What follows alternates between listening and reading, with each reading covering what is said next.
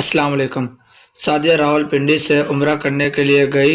جب سعدیہ وہاں خانہ کعبہ میں گئی تو سعدیہ کو خانہ کعبہ نظر نہیں آ رہا تھا، باقی ہر چیز نظر آ رہی تھی، لیکن سعدیہ کو صرف اور صرف خانہ کعبہ نظر نہیں آ رہا تھا۔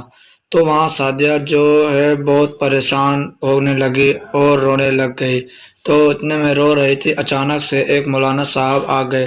تو مولانا صاحب نے اس عورت کو روتے ہوئے دیکھا تو مولانا نے اس عورت سے پوچھا کیوں رو رہی ہو؟ تو اس عورت نے جواب دیا میں عمرہ کرنے آئی ہوں لیکن مجھے خانہ کعبہ نظر نہیں آ رہا۔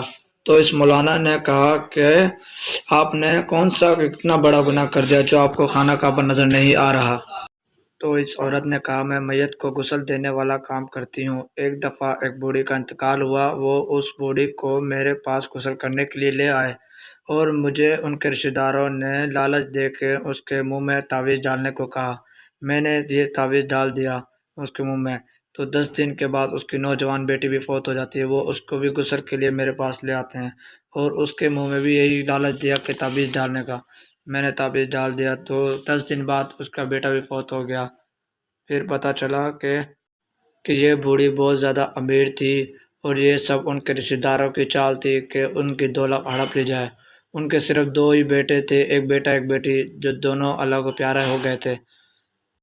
تو جب مولانا نے یہ سنا تو انہوں نے غصے سے کہا کہ آپ نے بہت بڑا گناہ کیا ہے اور آپ نے یہ قتل کیا ہے، اللہ پاک آپ کو کبھی معاف نہیں کرے گا کیونکہ آپ نے بہت غلط کیا اور قتل بھی کیا ہے اور آپ کا نکاح بھی ٹوٹ گیا ہے۔ پھر سعدیہ وہاں پر 20 دن رہی لیکن 20 دن سعدیہ کو خانہ کعبہ نظر نہیں آیا۔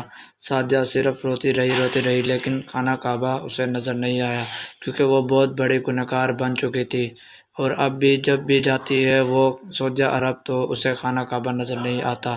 اگر آپ کو میری ویڈیو اچھی لگی ہو تو اسے لائک کریں، سپورٹ کریں اور میرے چینل کو سبسکرائب کریں۔ جتنا زیادہ آپ زیادہ سے زیادہ شیئر کریں گے اتنے لوگوں کو نصیحت ہوگی، تو مہربانی آپ اس ویڈیو کو ضرور شیئر کریں۔